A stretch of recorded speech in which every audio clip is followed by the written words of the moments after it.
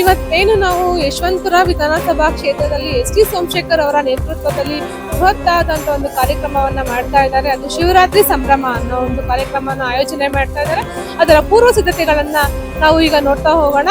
ಬನ್ನಿ ವೀಕ್ಷಕರೇ, ನೋಡಿ ಇಲ್ಲಿ ಪೂರ್ವ ಸಿದ್ಧತೆಗಳು ನಡೀತಾ ಇದೆ. ದೃಶ್ಯದಲ್ಲಿ ನೋಡಿ ಬೃಹತ್ ಆದಂತಹ ಗಂಟೆಗಳು ಆಗಿರಬಹುದು, ದೇವಸ್ಥಾನದ ಟೀಮ್ ವರ್ಕ್ ಆಗಿರ್ಬೋದು, ಈ ತರದ್ದೆಲ್ಲವನ್ನು ಕೂಡ ಆಯೋಜನೆ ಮಾಡ್ತಾ ಇದ್ದಾರೆ.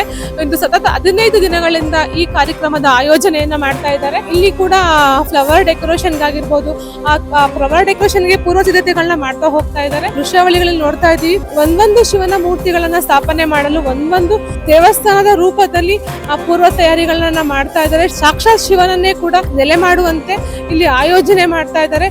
ಇಲ್ಲಿ ಈ ಕಾರ್ಯಕ್ರಮಕ್ಕೆ ಸುಮಾರು 1-1.5 ಲಕ್ಷ ಜನ ಬರುವ ನಿರೀಕ್ಷೆಯಲ್ಲಿ ಪೂರ್ವ ಸಿದ್ಧತೆಗಳನ್ನ ಮಾಡ್ತಾ ಇದ್ದಾರೆ.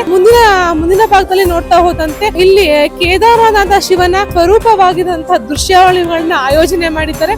ಸೊ ಅಲ್ಲಿ ಏನ್ ಕೇದಾರನಾಥದಲ್ಲಿ ನಾವು ದೃಶ್ಯಾವಳಿಗಳನ್ನ ನೋಡ್ತೀವಿ, ಅಲ್ಲಿ ಕೂಡ ಅದೇ ದೃಶ್ಯಾವಳಿಗಳನ್ನ ಇಲ್ಲಿ ಮರುಸೃಷ್ಟಿ ಮಾಡ್ತಾ ಇದ್ದಾರೆ. ಅದಕ್ಕೆ ಇಲ್ಲಿನ ಪೂರ್ವ ತಯಾರಿಗಳಿಗಾಗಿ ಸಹಸ್ರಾರು ಸಂಖ್ಯೆಗಳಲ್ಲಿ ಬಂದು ಜನ ಇದನ್ನ ಪೂರ್ವ ಸಿದ್ಧತೆಗಳನ್ನ ಮಾಡ್ತಾ ಹೋಗ್ತಾ ಇದ್ದಾರೆ.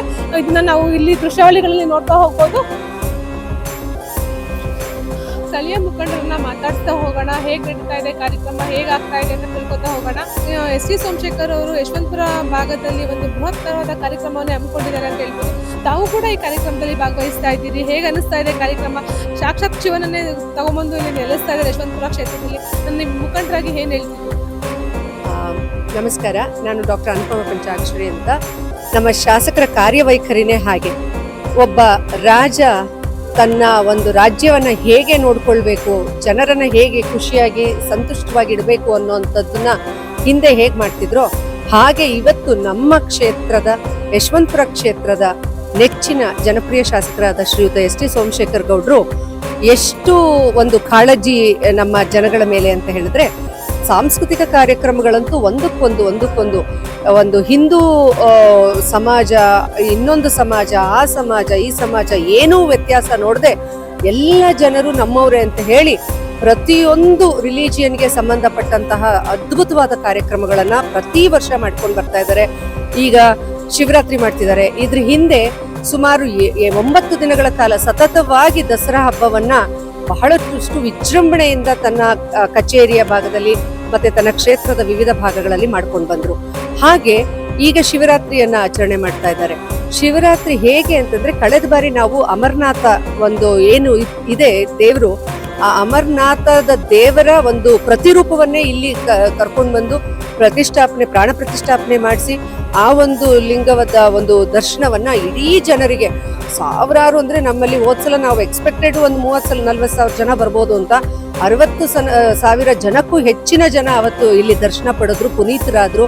ಇದು ದೈವಿಕವಾದಂತಹ ಕಾರ್ಯಕ್ರಮದ ಜೊತೆಗೆ ಸಾಂಸ್ಕೃತಿಕ ಕಾರ್ಯಕ್ರಮಗಳು, ಹಾಗೆ ಸಾಂಸ್ಕೃತಿಕ ಕಾರ್ಯಕ್ರಮಗಳ ಜೊತೆಗೆ ಅಭಿವೃದ್ಧಿಯ ಕೆಲಸ ಕಾರ್ಯಗಳಂತೂ ಸತತವಾಗಿ ಒಂದಾದ್ಮೇಲೆ ಒಂದು ಯಾವ್ದಾದ್ರೂ ಇಷ್ಟು ಕ್ಷೇತ್ರಗಳಲ್ಲಿ ಇಡೀ ಬೆಂಗಳೂರಿನಲ್ಲಿ ಒಂದು ಅಭಿವೃದ್ಧಿ ಕಾರ್ಯ ಅಥವಾ ದೊಡ್ಡ ಸಾಂಸ್ಕೃತಿಕ ಕಾರ್ಯಕ್ರಮಗಳು ವಿಜೃಂಭಣೆಯಿಂದ ನಡೀತಾ ಇರುವಂತಹ ದೈವಿಕ ಕಾರ್ಯಕ್ರಮಗಳು ಅಂದ್ರೆ ಅದು ಏಕೈಕ ಯಶವಂತಪುರ ಕ್ಷೇತ್ರ ಮಾತ್ರ ಅಂತ ಹೇಳೋಕೆ ನನಗೆ ಬಹಳ ಹೆಮ್ಮೆ ಆಗತ್ತೆ.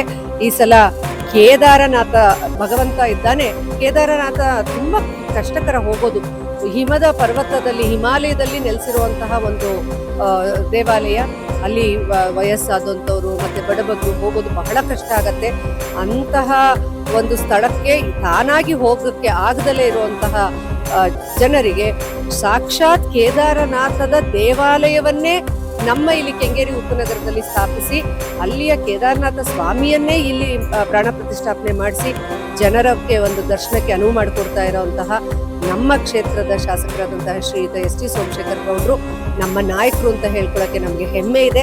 ನಮ್ಮ ಶಾಸಕರಿಗೆ ಇನ್ನೂ ಹೆಚ್ಚಿನ ಆರೋಗ್ಯ ಆಯಸ್ಸು ಕೊಟ್ಟು ಭಗವಂತ ಅವ್ರಿಗೆ ಇನ್ನೂ ಹೆಚ್ಚು ಕೆಲಸಗಳನ್ನ, ಕೇವಲ ಅಭಿವೃದ್ಧಿ ಕೆಲಸಗಳಲ್ಲ, ಇಂತಹ ಅನೇಕ ಕೆಲಸಗಳನ್ನ ಮಾಡಿ ಜನರ ಒಂದು ಆಸೆಗಳನ್ನೆಲ್ಲ ಪೂರೈಸುವಂತಹ ಶಕ್ತಿ ಕೊಡ್ಲಿ ಅಂತ ನಾವೆಲ್ಲ ಆಶಿಸ್ತಾ. ಪೂರ್ವಭಾವಿ ಎಷ್ಟು ದಿವಸಗಳಿಂದ ಕಾಲಗಳು ನಡೀತಾ ಇದೆ, ಇದು ತಯಾರಿ ಎಷ್ಟು ದಿನಗಳ ಕಾಲದಿಂದ ನಡೀತಾ ಇದೆ ಅಂತ? ಈಗಾಗಲೇ 15 ದಿನಗಳ ಸಮಯನೇ ಆಯ್ತು. 15 ದಿನಗಳಿಂದ ಪೂರ್ವಭಾವಿ, ಬಟ್ ಪೂರ್ತಿ ಕಾರ್ಯಕ್ರಮದ ಆಯೋಜನೆ ನಮ್ದು ಸುಮಾರು ಒಂದೂವರೆ ತಿಂಗಳು 2 ತಿಂಗಳು ಹಿಂದೆಯಿಂದನೇ ನಡೀತಾ ಇದೆ. ಯಾಕೆಂದ್ರೆ ನಾವು ದೈವಿಕ ಕಾರ್ಯಕ್ರಮದ ಜೊತೆಗೆ ಸಾಂಸ್ಕೃತಿಕ ಕಾರ್ಯಕ್ರಮಗಳನ್ನ ಕೂಡ ಮಾಡ್ತಾ ಇದ್ದೇವೆ. ಇಲ್ಲಿ ಬಂದು ದೇವರ ದರ್ಶನ ಪಡೆದು ಅವರು ಒಂದು ಪುನೀತರಾಗಿ ಪ್ರಸಾದವನ್ನ, ತಂಬಿಟ್ಟನ್ನ, ರುದ್ರಾಕ್ಷಿಯನ್ನ ಇದೆಲ್ಲದನ್ನು ನಮ್ಮ ಶಾಸಕರು ಕೊಡ್ತಾ ಇದ್ದಾರೆ. ಯಾಕಂದ್ರೆ ಶಿವನ ಒಂದು ಪ್ರತೀಕ ಅಂತ ಹೇಳಿದ್ರೆ ರುದ್ರಾಕ್ಷಿಯನ್ನ ಕೊಡ್ತಾ ಇದ್ದಾರೆ. ಹಾಗೆ ತಂಬಿಟ್ಟನ್ನ ಪ್ರಸಾದವಾಗಿ ಕೊಡ್ತಾ ಇದ್ದಾರೆ. 60,000 ಜನ ಅಲ್ಲ, 1,00,000 ಜನ ಬಂದರೂ ಕೂಡ ಅವರೆಲ್ಲರಿಗೂ ಪ್ರಸಾದದ ಒಂದು ವ್ಯವಸ್ಥೆ ಕೂಡ ನಮ್ಮ ಶಾಸಕರು ಮಾಡಿರ್ತಾರೆ.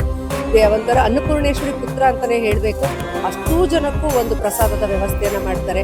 ಇದೆಲ್ಲದ್ರ ಜೊತೆಗೆ ದೇವರನ್ನ ನೆನೆಸ್ಕೊಂಡು, ಅವತ್ತು ಶಿವನನ್ನ ನೆನೆಸ್ಕೊಂಡು ಇಡೀ ರಾತ್ರಿ ಭಜನೆ ಮಾಡುವಂಥದ್ದು, ದೇವರನ್ನ ನೆನೆಸ್ಕೊಳ್ಳುವಂಥದ್ದು, ಪ್ರಾರ್ಥನೆ ಮಾಡುವಂಥದ್ದು ನಡೆಯುತ್ತೆ.